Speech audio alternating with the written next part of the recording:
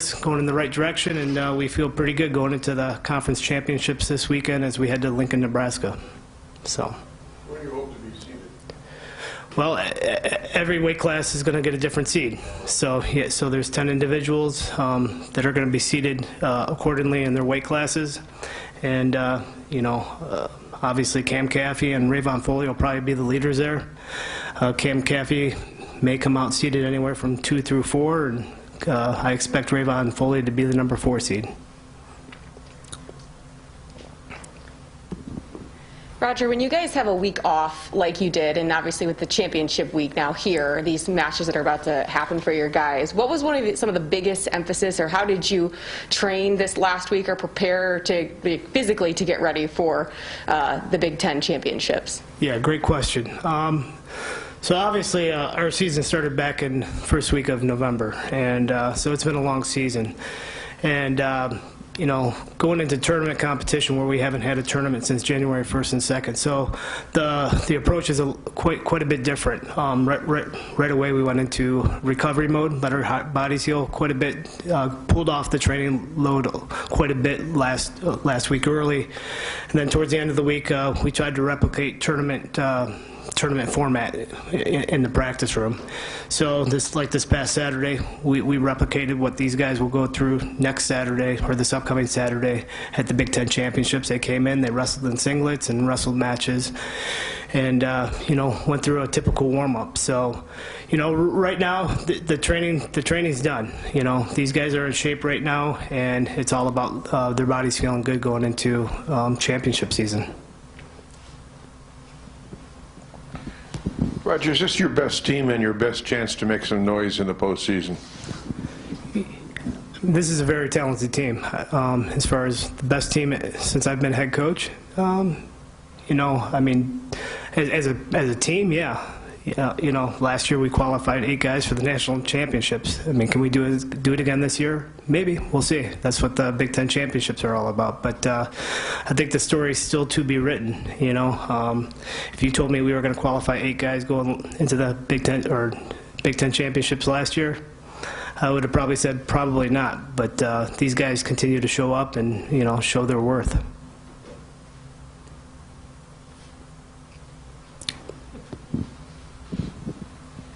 You guys have a very good record away from home, when you're competing elsewhere. And so I'm just kind of curious, what has led to that success for you guys on the road, and how much confidence does that give you going into a place like Lincoln, Nebraska, for the Big Tens?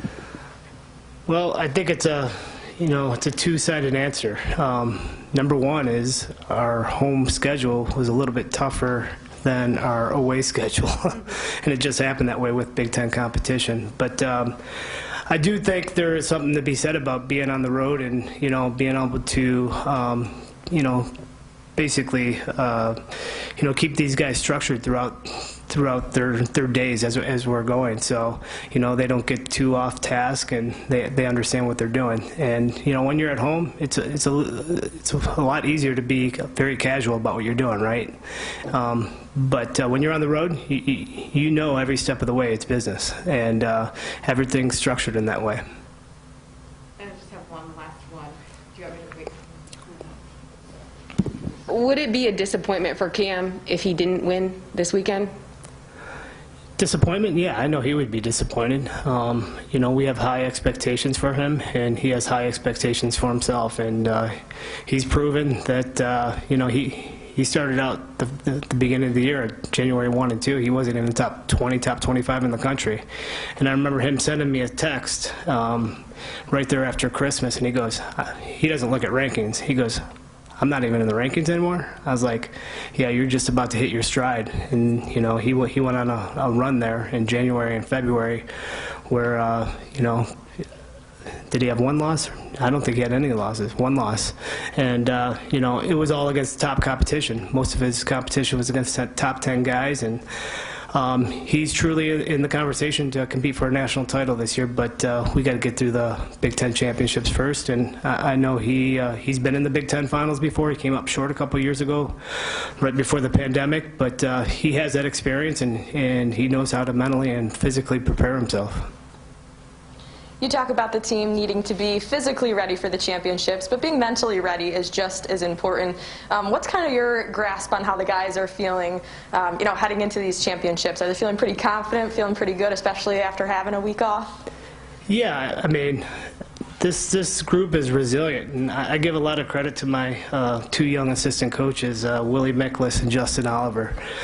Me as a competitor, me as a coach, I'm pretty intense. I want to stay pretty laser focused all the time, and they've brought an element into our practice room and when we approach competition to keep it light, and it's worked for this team this year.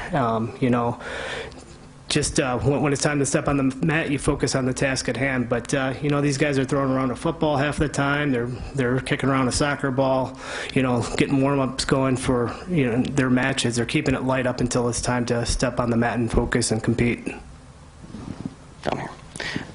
I would assume going into every match that your expectation would be to want to win it. But short of winning the championship, what would you consider a good showing at the tournament this week for your team? I believe we can be in the top half of the conference. When you have 11 or 12 teams in the top 21, 22 in the country, in our conference alone, it's going to be a dogfight. I think in many ways the Big Ten championships are tougher than the NCAA championships because every guy that you step up against on the mat is going to be a guy who's going to be competing to be an All-American for the most part. So, so the expectation, I'd like to see our guys be in the top half of the conference, and it's all going to come down to, most people don't understand this. It's going to come down to bonus points and placement points and all that. So, those early matches matter to put yourself in position to get those placement points, come Saturday night at the Big Ten championships.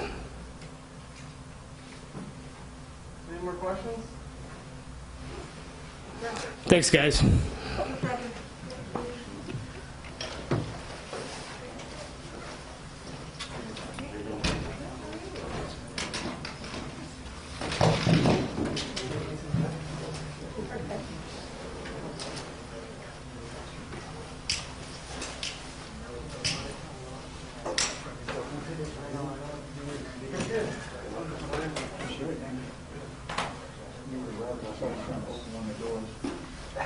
Always gotta try.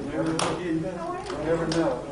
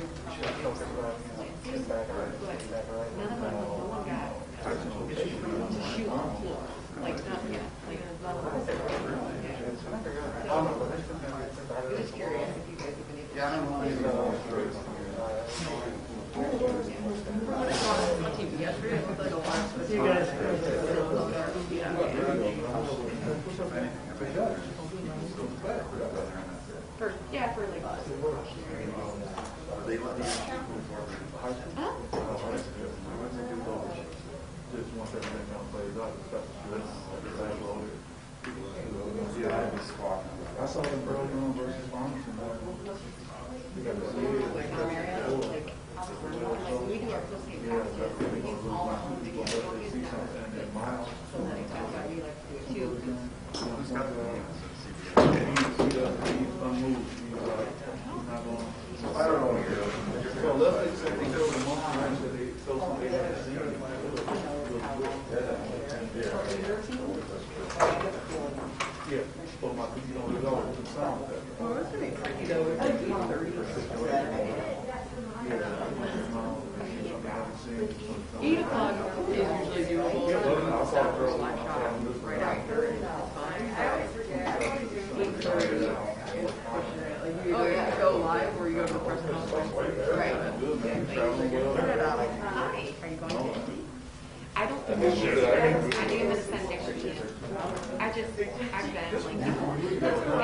they deserve to take their chance to travel. So I mean, I've been You're such a nice boss. right. I mean, I will say this: I've traveled a lot, and you know, less expected, but in especially for this, like just let them go. One of those pictures from our divorce that popped up Oh, in my it's memories. yeah. I know. Well, yeah, and I'm just thinking there were some other things. Like I went to the beach, like you know, so I mean, we have so much going on here that like really I need to stay here for this year. From the CBA. Like those with the reservation. Well, That's right, this is where the CBA fall apart again. Yeah. Then also, I remember going to our football factory when Marcus Taylor was there. Yes, if we ask in advance, but we haven't needed them to. And mostly I just have Shooter meet me there, like yesterday. I know, that's what I'm saying. How are they going to? Shouldn't have put it ready. Apparently she thinks it has to be worse.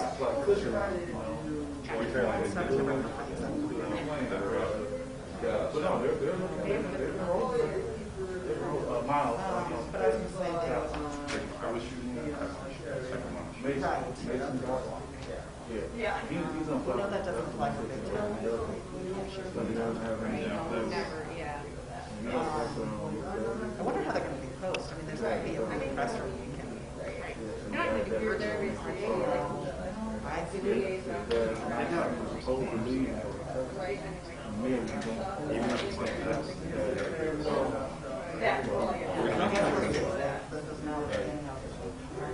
Like, I understand that neighbor.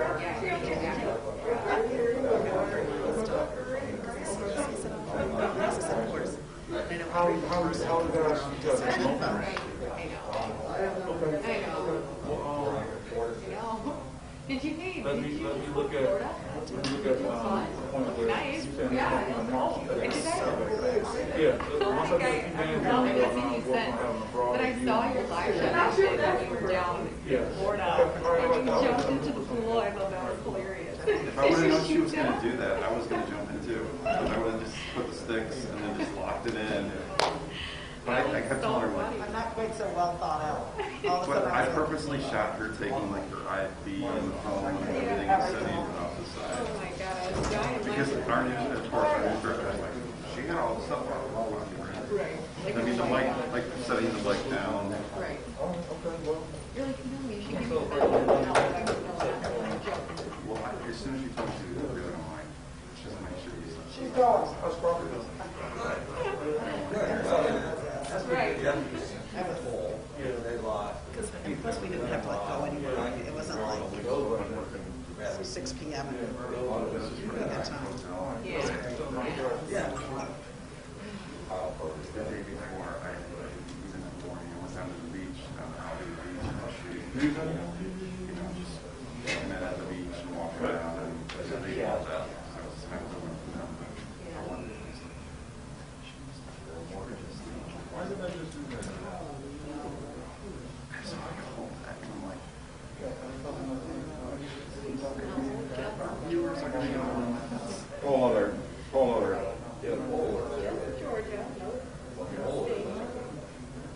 pick the thing. It's not. So that's the we got to breathe on it. No, yeah. I don't know what her.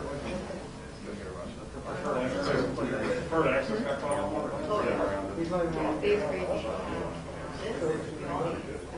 Yeah, well, her Zooms have been one-on-one. Oh, they're the worst.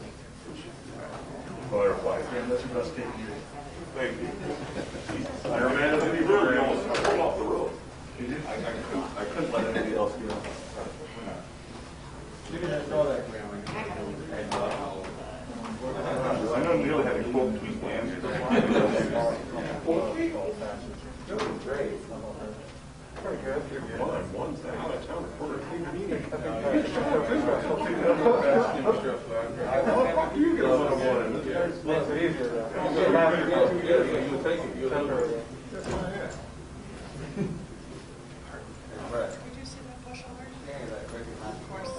Yeah, Jessica was talking about Arrested at school on 6 crime charges.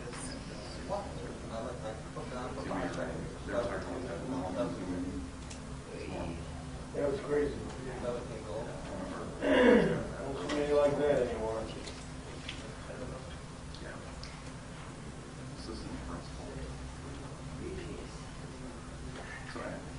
You're just picking and choosing. Yeah, well, and then like we have the draft.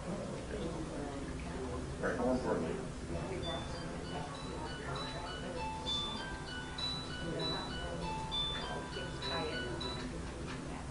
What's your alarm tone, Brent? It's a ring, but I don't know how to turn it off. No kidding.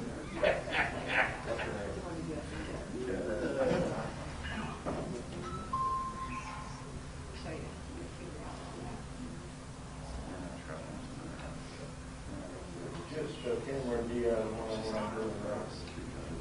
Is it working?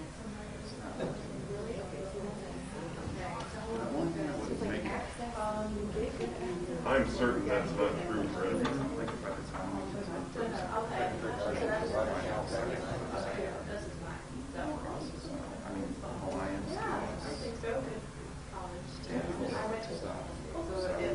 It was a good training.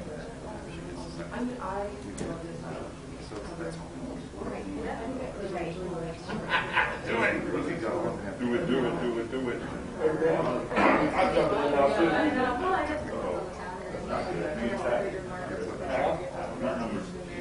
No, it's down.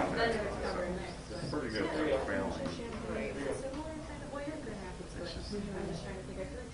I don't think it's What's that? He doesn't work with them enough.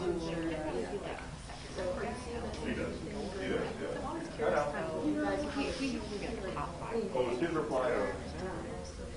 No, you do.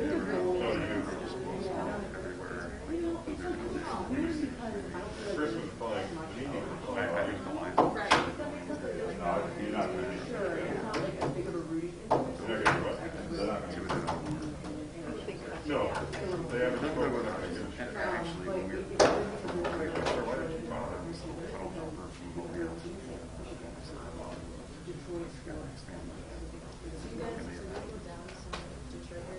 Yeah, I think we're doing good, which, Team media.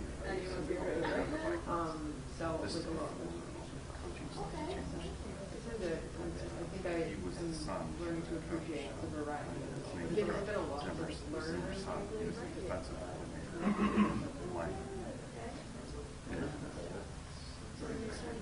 Yeah, it's a crazy time right now. I'm sure that's crazy for you and your family. I apologize. And then I kind of worked my way over to Hutchinson. We got to see what you think about them. Yeah. But he's like, I take it, like this. He's a great athlete. Yeah.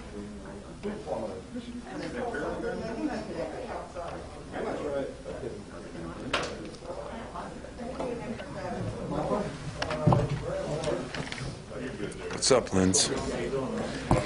Surviving. Thriving and surviving. Well, what a week. Should be a great week. It's a little easier coming off the win on Saturday, but I don't look at it like some people where you're supposed to win your home games, and you're at Michigan State, you're supposed to win games. So looking at the film, I was pleased by doing the things we needed to do to win, which was not only make shots, but excuse me, but I think get a lot of play from a lot of guys. We had a lot of guys in double figures or close. We had a lot of effort-related things, and we made some shots, which is key. We got our break going a little bit, but unbelievable week going into Michigan. We got them tomorrow, of course, and then Ohio State and Maryland, and you already seen where Ohio State and Maryland are. Everybody kind of wrote Maryland off, and they're good. So it's going to be an incredible week, but on to what the real chore is, and that's playing Michigan down there. As you know, the last couple of weeks, it's been a little bit tougher going for them as far as all the outside noise, but I think, as I said to people, I don't wish any thing on anybody anymore after what I've been through here. And so I think Michigan has done a great job of bouncing back from the Wisconsin loss, beating a very good Rutgers team at home, and that was without Diabate, and now they they lost a tough one to Illinois, in kind of the same way we lost to Illinois. So Phil Martelli, who's taken over, with he's got a lot of experience, and Saudi Washington, of course, has been there for a long time too. So they got some guys on the staff that have been there, and just like here, if tomorrow I wasn't here, I'm sure it'll keep moving on, and that's not downplaying my worth or Juwan's. It just means that they've got a veteran team now because it's played a whole season together. And I think after going through a couple tough losses in Illinois, Wisconsin, Ohio State, they've had some big wins in Rutgers, Purdue, and so have we. So it's another challenge for us. Dickinson's just seems like another one of those great post players in this league. He presents different problems than the last two we played. Just as big in some ways, but a way better offensive weapon as far as a guy that can shoot it on the perimeter or inside. Diabate has, I think, improved from the first time we've played him. The kid, the Williams kid, I think the point guard has definitely improved and is playing better. He's rebounding the ball. I mean, he's getting 7.5 rebounds a game as a point guard in the last 5-6 games. And yet you put all those guys together, and I still think the straw that stirs the drink is Brooks.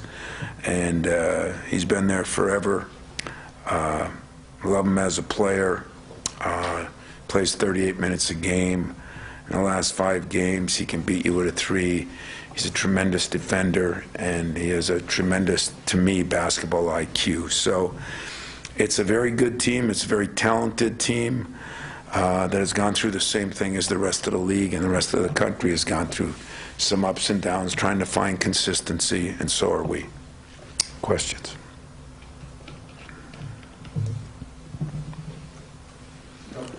Oh, I thought you were going to go with no questions in Michigan Week. I was going to kiss everybody and leave. I remember when Juwan hired Martelli as an assistant, you thought that was a good hire. What's your history with him? And I know that you have high regard for him. Well, Phil and I have been on some boards together. I mean, I knew him when he was at St. Joe's, the job he did there, when they almost, I think they went to an Elite Eight, or yeah, they had the little guard, Nelson, who was really good. And when I got on the board with Phil, we talked about that and how he coached him. And Phil's a very principled guy. He's got great experience, but he's a good coach, a good guy, and he does it the right way. So to me, that's all three. And at one time, I think Phil's roommates was Gino Auriemma and what's his name from Ohio State, Jim O'Brien. Would you like to? I thought Mariucci and I had a hell of a apartment or trailer. That place must have been something. It's probably still damaged back there, but yeah, I think his staff has been there. They're solid. They've got some guys on his auxiliary staff that have been there, and I'm sure this has been hard on Juwan. Like I said, I don't wish that on anybody. I really don't. But I think Phil has done a good job and will do a good job as long as he's here. Hey, Tom, to say Michigan Week is a big week is an understatement, and you're going on the road, hostile environment. Are there some advantages to this kind of setup where you're going on the road, in a hostile type environment for you guys? Yeah, I don't know if advantages is the right word. I think it's the next step we have to take, to learn how to play well on the road. We've got 2 games in a row. We're going to be traveling the whole week. But going to Ann Arbor, debated on going down the day of the game or night before. We're going to go down tonight just because these quick turnarounds and everything. We want to make sure our guys are getting some rest too. And so I don't know if there's never an advantage, I guess, in playing on the road, but I'm looking forward to seeing how we respond playing on the road. I really am. I think we're in a good place as far as you know, where we are. Other than that Iowa game, I think we've done some things in the last couple games where we made some progress, but we're not happy where we are by any means, as I'm sure they're not either. Yeah, Tom, I just want to ask you kind of your approach to this last week. I mean, your Big Ten title is not on the line, but you do have the NCAA, you know, wrapped up. I mean, what do you kind of want to see out of between now and the end of the regular season out of your team? You know, I want to see the same thing as I want to see if the Big Ten was on the line, and if or last year, you know, I don't know what is or not on the line, but the most part I want to see is improvement in my team. You know, are we going to consistently improve in areas that we need to improve on? Shooting the ball isn't one of them, because I don't think anybody's trying to miss shots, but playing with the emotion, the effort, doing a little better job. There's things that we think we really got to improve on. You know, this now getting to the free throw line is a problem, you know, because we need to get there more, because we are the best free throw shooting team in the league, and it'd be a shame not to get there and be shooting the ball so well. So that's one of them. You know, continuing to rebound better is going to be one of them, and then pick and choosing our poison on how we cover certain things and certain people. Those will be the issues we're looking forward to, not only here, but then when you have that real quick turnaround and then another quick turnaround. How do we do that? Is that going to prepare us for the Big Ten tournament, hopefully for the NCAA tournament? That's the advantage you can have going into this kind of week. You can talk to your players about, hey, this is the way it'll be if you make any noise later on in either one of the tournaments. You got to learn to prepare, get ready, prepare, get ready, get rest, do whatever you got to do, but make sure you're ready to play. You kind of mentioned about the quick turn. Michigan obviously has the quick turn from Sunday.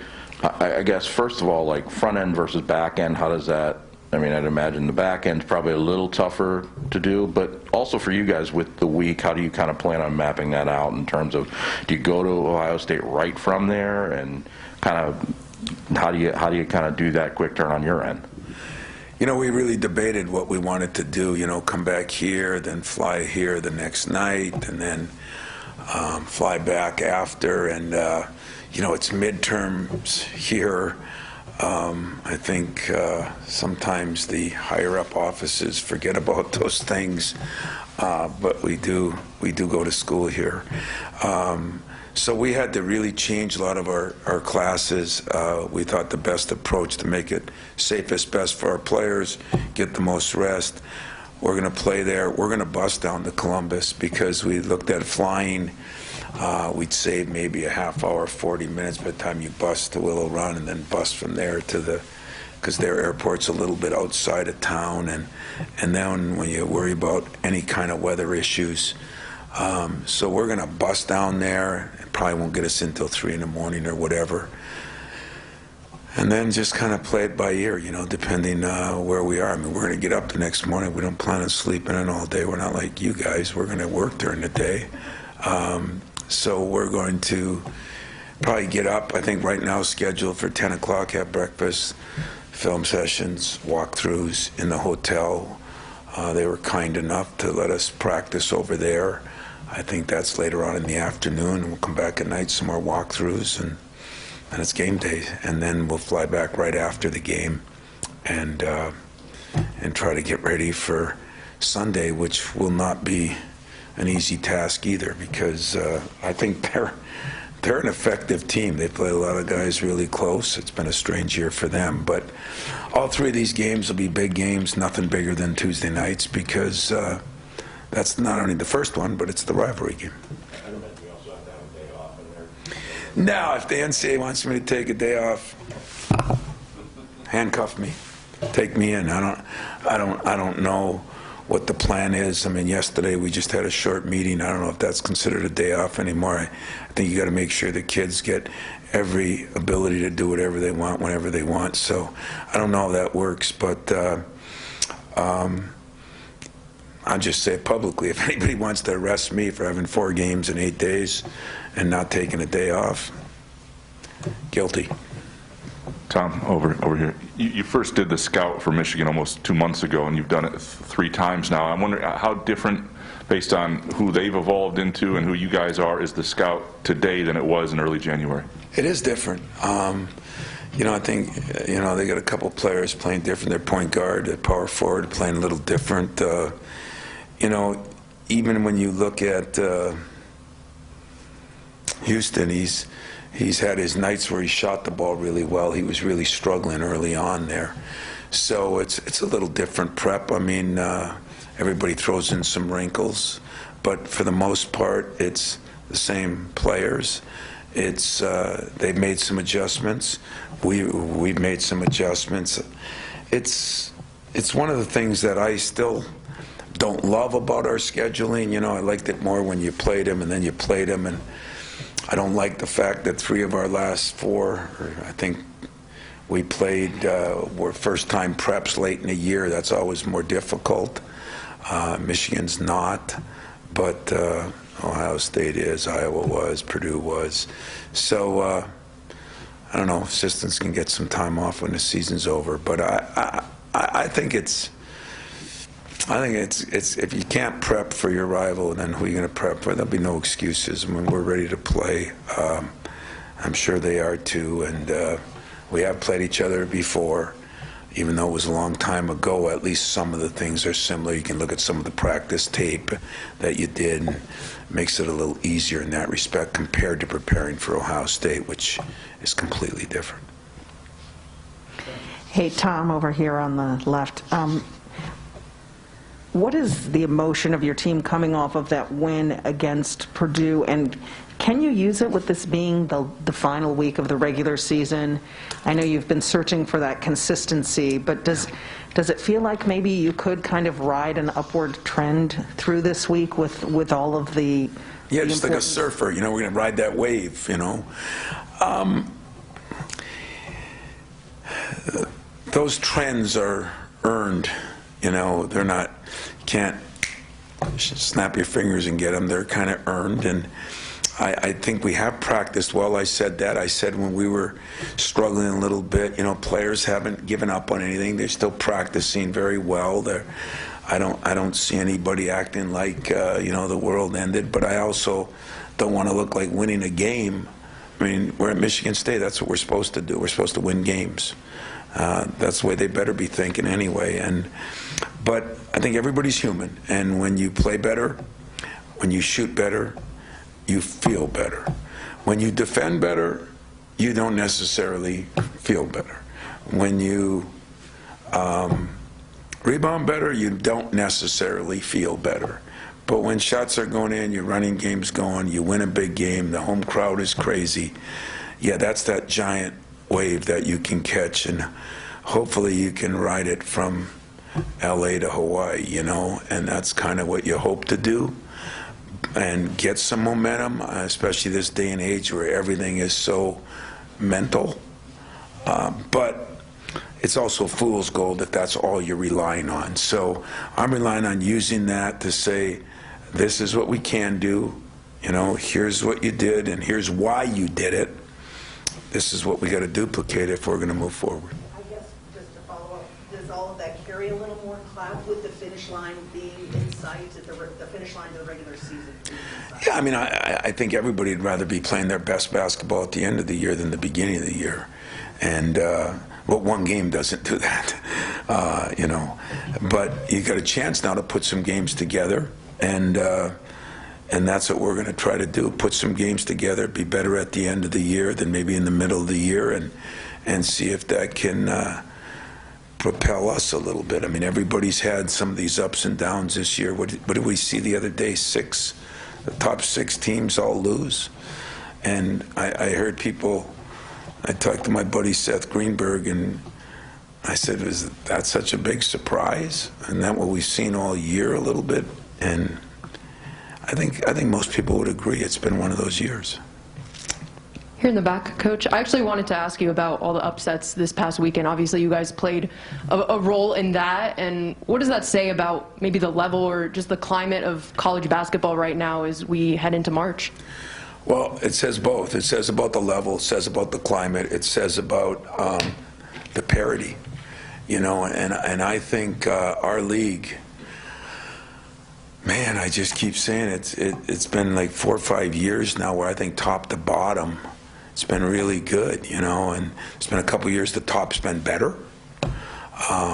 There's been a couple years the bottom's been worse, but if you look at collectively, I think top to bottom, the league has been really, really, really good. And, you know, we look at a game we lost at Penn State and then Nebraska. I don't know, anybody see the Nebraska game last night?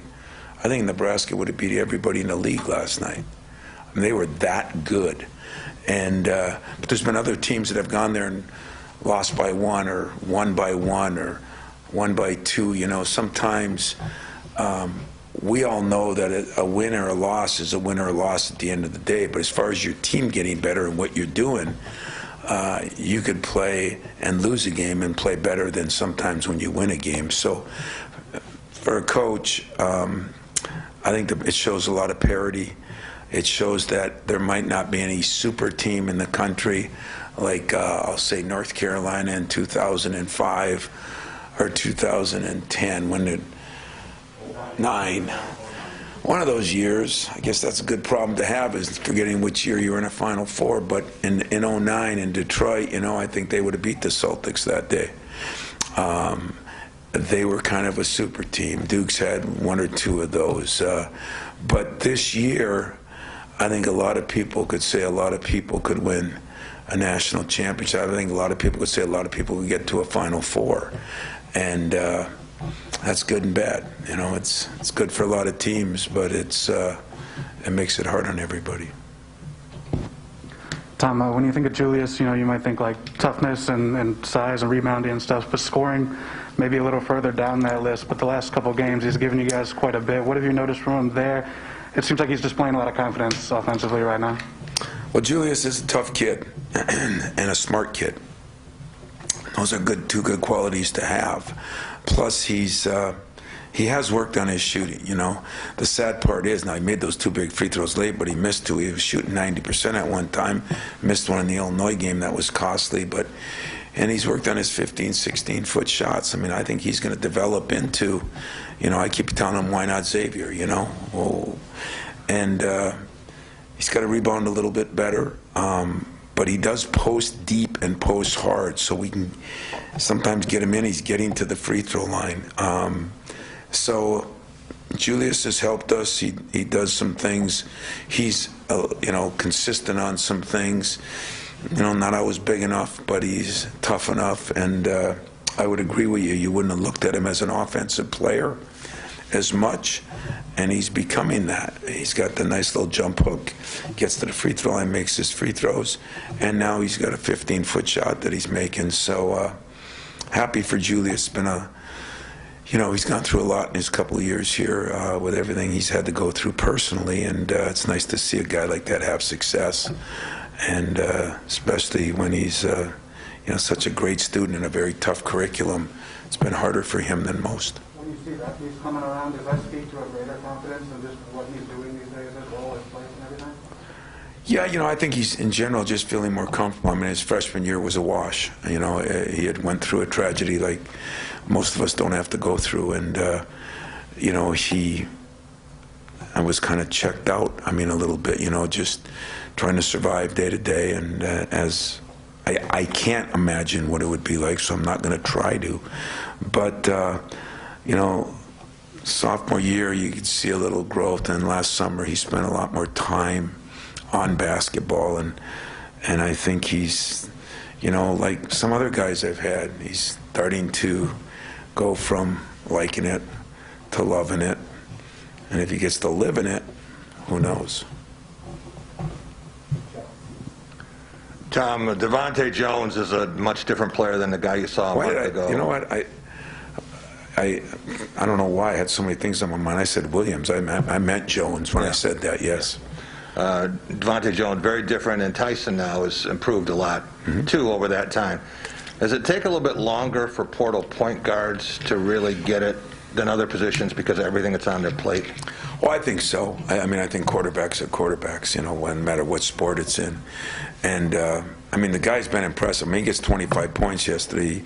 I want to say he was 7 for 7 from the line, hit a couple of threes. He hasn't been shooting the ball great, although, like Tyson, where he came from, he was one of the better scorers in that league. And his rebounding has been off the charts. He's the second leading rebounder in that team in the last 5-6 games, and that's amazing, you know, and at his size. But he seems like a strong, tough kid. He seems like he understands the game. I don't know him as well because, you know, he hasn't been in the league as long, but I have been really impressed with his knowledge. They got the ball in his hands a lot. And I would say yes. I think in general, quarterbacks just don't come and happen. They got to understand the system. They got to understand the league. They got to understand the other players. And maybe both of ours are starting to come around to that. I'm wondering, usually at this time of the year, there's a light at the end of the tunnel for some of the seniors that kind of look at it and say this is the finality, but obviously the COVID situation and that has kind of maybe extended some of that. Are you noticing any challenges with that, with guys to maybe either see or kind of grasp that right now? You know, I think everybody in the world, not just athletes, not just players, you, me, everybody else, went through two of the most bizarre years that my 95-year-old mother never went through. So I think everybody's trying to find themselves and figure out, you know, a lot of figuring out, what am I going to do when I'm done, you know? Am I really done? I mean, let's face it, all three guys could come back. I don't think that'll happen, but I don't know what'll happen. There'll be a lot of interesting conversations at the end of the year because these guys have been through so much. And even though we've pushed and beaten and yelled and screamed and hugged and kissed and done all the things that you'd really want us to do to your own sons, because it's been a traumatic 2 years. And I think everybody's in the same boat, you know. I don't know if you look at it as light at the end of the tunnel, because that means you're done. And whenever you're done, that's not an easy time. Not an easy time as a coach. Somebody said, can you believe it's the end of the season? I said, no, but more importantly, I can't believe that Gabe will be done. I can't believe Marcus will be done, you know. Joey, if he chooses, be done, you know. That's more mind-boggling than just one season. That's a 4-year deal that that seems to go by so quick. But it does. And so I don't know how people handle it. You know, I'm trying to learn how to handle it myself because it's been different than other years. You know, when there's definitive things in your life, you can prepare to handle them. When they're not definitive, am I done? Am I not done? Where am I going to go? What am I going to do? It makes it more difficult. So that'll be some of the things we'll talk about on this trip. You know, we'll just kind of try to get a feel for where everybody is, not whether the guy would come back or not come back, just how he feels, how fast it went. To me, I would think this went faster than ever. But then again, it could be longer than ever because of sitting in a room, sitting in an apartment, doing nothing, you know, all the things that these kids have gone through that most of you and me never went through. You know, I still say some of them barely been to classes in 2 years, you know, and that's sad. And some of them played, you know, I think our crowds are just getting better and better. Part of the reason is they weren't here for a year and then they had to redo and re-understand, and then the masks, and it's not as loud when the masks are on, then the mask comes off. It's just we're almost learning how to walk again, you know, learning how to speak again. And I don't know, I know this is one thing I did learn during this pandemic. It does affect every person differently, and some can take it and some can't take it. And unfortunately, we have to keep pushing to get the best out of them, but done a lot more talking and trying to understand in the last 2 years than I have coaching. But I think every coach has probably been in the same boat, and I think you guys as parents and be in the same boat too. You know, it's been an interesting time, and it makes me sad that I got a couple of guys that are seniors that have their last 2 years of college. You know, all they hear is stay in, don't get COVID, don't go out, don't go to class, don't meet any buddies. It's sad, but it's the same for everybody, so there's no excuses. It's just sad. Speaking of Gabe, he walked in here after the game on Saturday with that typical Energizer Bunny-like attitude that we haven't seen in quite some time. So how do you hope that he bottles that up, as Jack likes to say, going forward for this week and for what's ahead? And just, I know some of that came from his shooting as well, the confidence that he had there. But you know what I told him, and this is weird, I think I told you this story after. I told him that day, part of my pregame speech is, Gabe, we're going to put you on the best shooter, and you're going to guard him. And you're going to have to guard him. It's going to determine whether we win or lose, and I'm going to put it right on your, you know, back. How's that? And I actually think he embraced that. And maybe because he was struggling shooting the ball, it gave him something to embrace. So I told him his defense helped his shooting more than his shooting helped his defense. And if you could look at that, the energy things you do. But Gabe is always energetic. You know, I was happiest for Gabe because through this whole thing, even his own shooting slump and some losses, every practice he came to practice. Every practice he came with some energy. I'll miss him in that respect, but I also I ain't gonna worry about missing him until he's gone. And so we still got some games left. Gabe's still an important part. He's gonna have to guard people and score points because that's what his job is, and keep the rest of us energized because I think that's what he enjoys. So, been interesting the way Gabe has, you know, come around, and you look at the last 2 years, and you really pull for your seniors to kind of finish off in the right way. Tom, a couple minutes ago you mentioned, you know, so much of this year has been mental, and we've talked about that a ton. We haven't talked as much about physical health and durability and everything. Fortunately, you know, you've mentioned not a lot of injuries. Does this team feel pretty fresh? And when you've got 3 games in 6 days here, does that become a concern at all, just trying to manage that near the end of the season?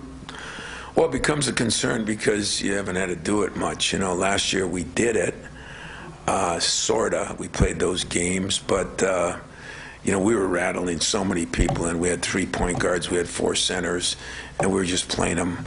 And there was school to lay in bed and watch. There wasn't school to attend.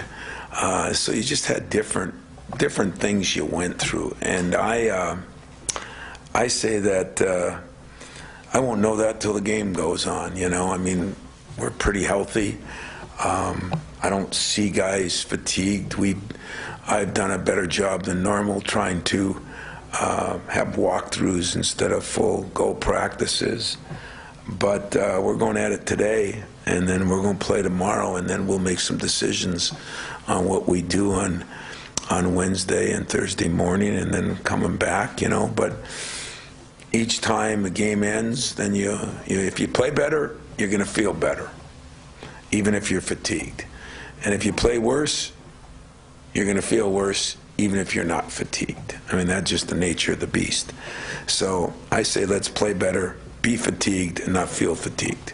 That would be the way I look at it. Anything else? Starting lineups are ridiculously overrated in your sport, but you anticipate keeping with what you did the other day? I do. I anticipate that. But I guess as I put on point on certain things in practice, things could change, but I don't see that. I see a rotation, and I think, you know, maybe helped us in one way, maybe didn't in another way. I know this, I got 8 or 9 guys that got to play, and I'm going to use every one of them, so you're right, they're a little bit overrated. But, you know, ready to play. It's going to be fun to go down there and see what we can do. I think that's the way everybody looks at games at this time of year. Thanks, everyone. What are you going to do, Fred? No baseball? Huh? Think the whole season will be out? Huh? What do you think? Jen, are you one of those baseball nuts, too? One of those apps. Like the NFL. They'll lose a little bit of spring training, maybe first week of the season.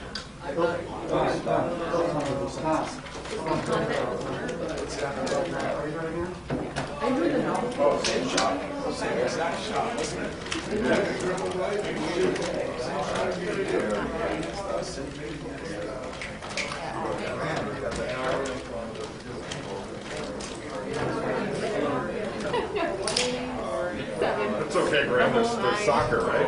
Or extra.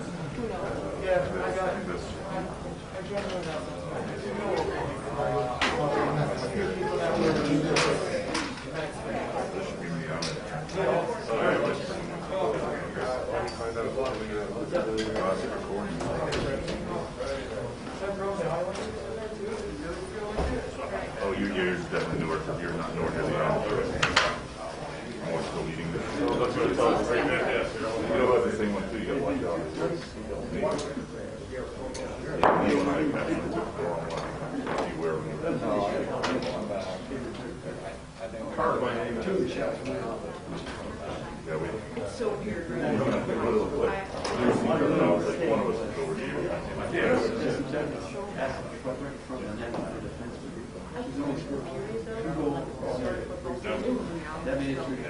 Yeah, I don't think like going on. Because it's auto renews and I'm not paying.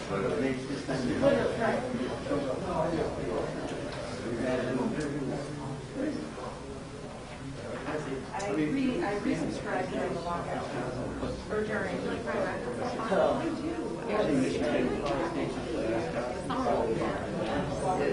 downtown park, and then I got it.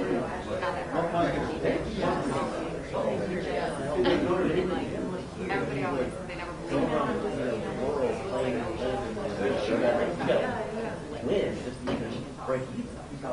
I'm excited. I love the summer.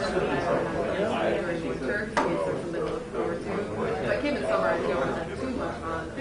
They are blocked past a couple of years. They're not choosing not to come. They aren't allowed. Right.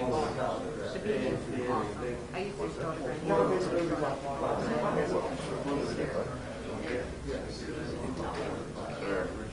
All right, so big Michigan theme this week for all of us. Hockey's going to be heading down to Michigan for first round tournament. To visit my grandma.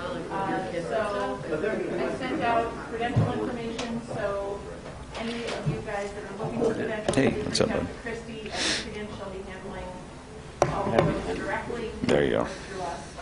And I apologize in advance because we're not charging to get the parking. So just let you know that.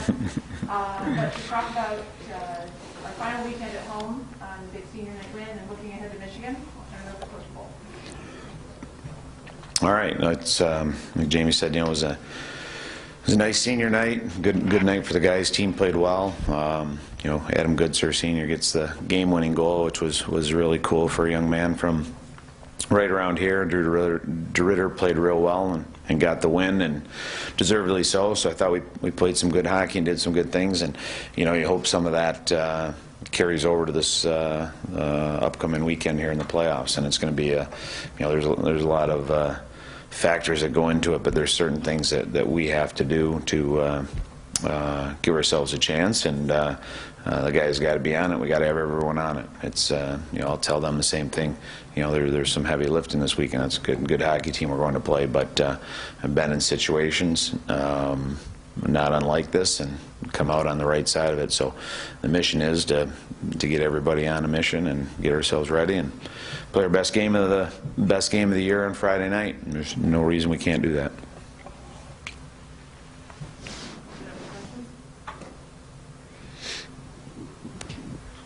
When you're playing an opponent that you haven't beaten, but you have good film on, you know exactly what you do. What sort of how much of reinventing the wheel do you do when everything's on the line and it's somebody you haven't beaten?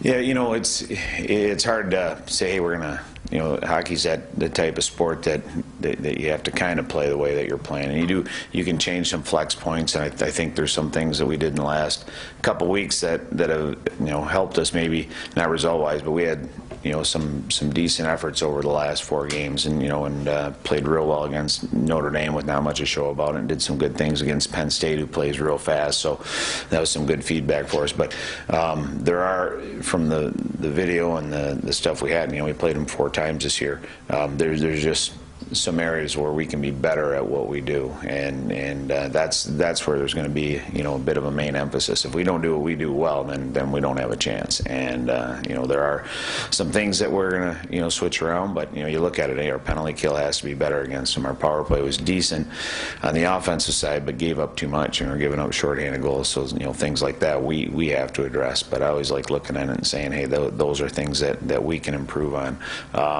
But those areas you have to be good. We have to be real committed to be in a certain way mentally and a certain way physically. And again, it's playoff hockey, and you have to be able to do that. And if we have 12 out of 25 guys do it, then things usually don't work out. And if you have 25 out of 25, you got a chance.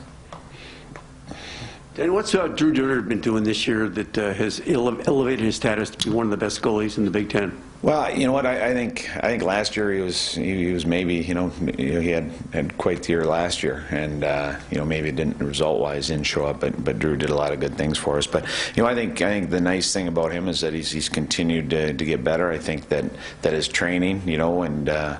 We had a lot of alumni in this weekend. I saw Jeff Lurgan. I always think of Jeff Lurgan, how hard he worked and how dynamic he was in the goal crease, and how far out of the goal crease he could play at his size because he had that dynamic component to it. And I think Drew's slowly added that over the years, and just more time in the weight room and more time with Joe, and fighting through traffic a little bit. So yeah, you keep working on your game, and you're like the other guys. You keep adding layers to it, and if you have you got the ability, and you throw some work ethic into that. So I think it's just been a good road for him, and he just keeps grinding and wanting to get better. And it always comes back to Drew, his compete level is extremely high, and that carries him through a lot of stuff. You talked about facing long odds, and I've been around sports long enough. This is going to sound like a really dumb question, but can you win this series? Absolutely. Yeah, hey, there's absolutely no reason that we can't get something done this weekend. So that's why you play the games. And nobody starts with any goals on the board. It's 0-0, and we've had, like I said, when we've done things that we wanted to do, we've had time of success against them. But I don't think we've been good enough over 60. And again, that won't get us there. But like I said, I've been in situations. I won Stanley Cup with the team that wasn't favored in any series they were in. We were down 2-0 in first year as a head coach to Paul McLean's Quad City team, and we had to beat them 4 out of 5. And I hadn't been with the franchise in 3 years. We'd only beat them 1 time in 3 years. And I remember coming out of the press conference saying, "No, you guys are down 2-0. There's no way you can beat them 4 out of 5 games." And I had the same answer. I said, "Who said there's no reason? We have a say in this." So, Dan, in just your experience as a coach and as a player, how difficult is it in college hockey to just go 6-0 against another team? Oh, I don't know. I guess think of it has maybe a little different flavor in some other sports. I don't know. Our goal right now is to go 1-0 on Friday night, and I don't know. Ask them. I guess it's just is what it is. You play the games and you go from there. But I don't think the previous 4 games again don't. Like I said, you don't get it's not like the CBA or something, and you used to get points for quarters. You don't start the next game with anything. So like I said, we're focused on being 1-0 after Friday night.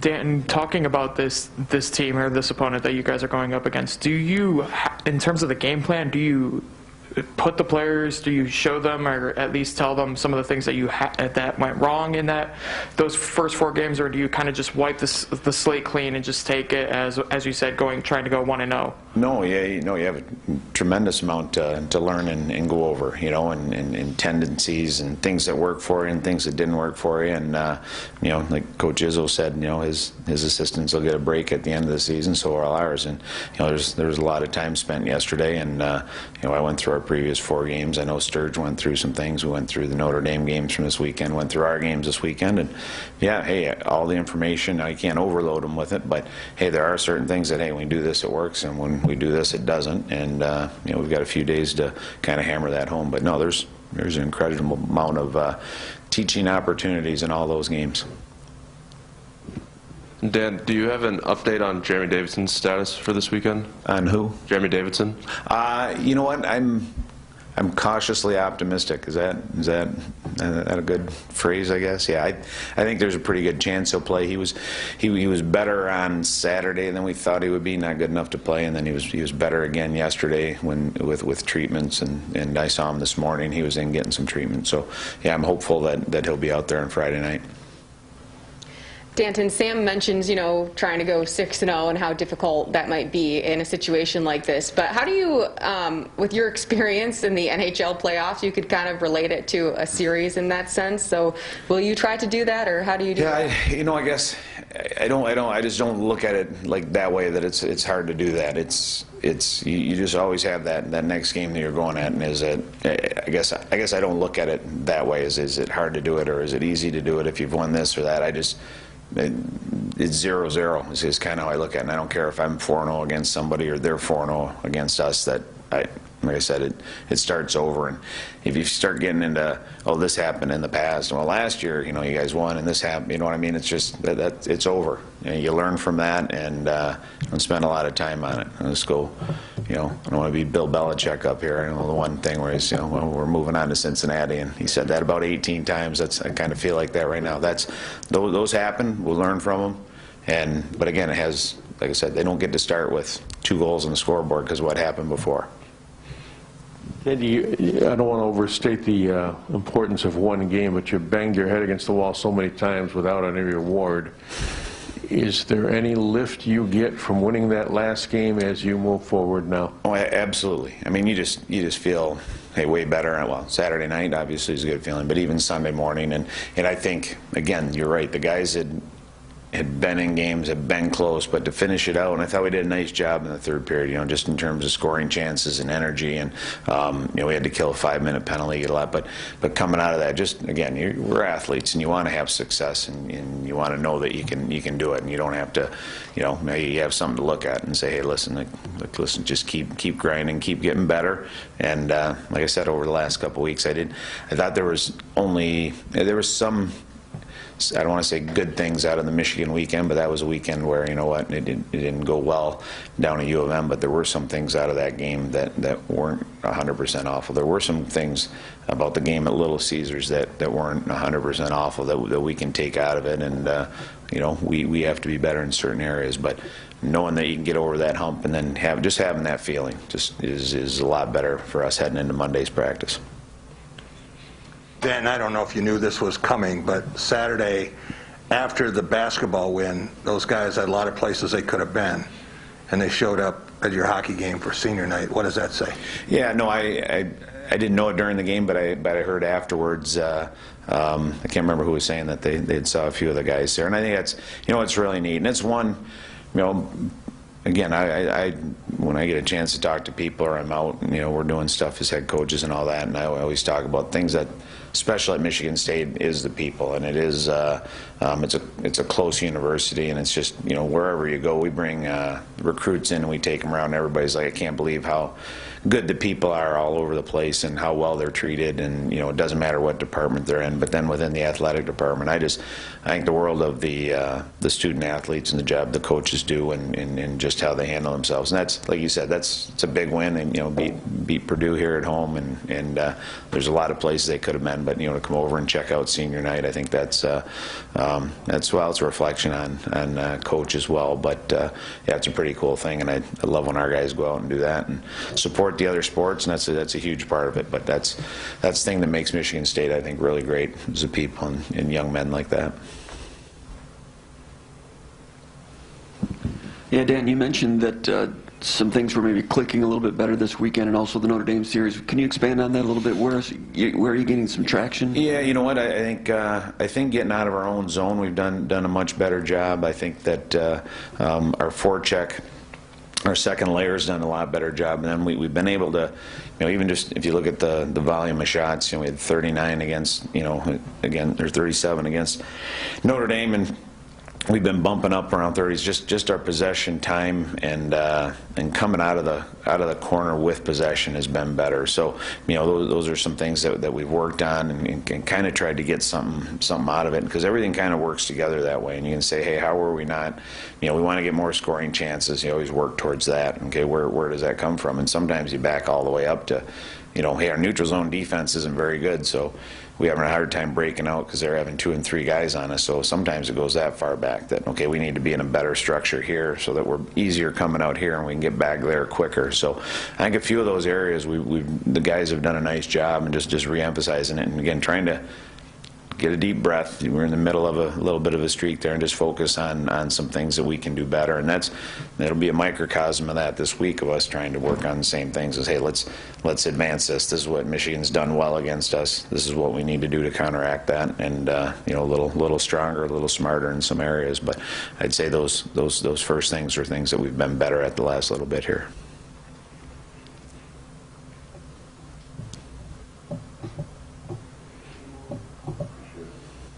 All righty. Thank you.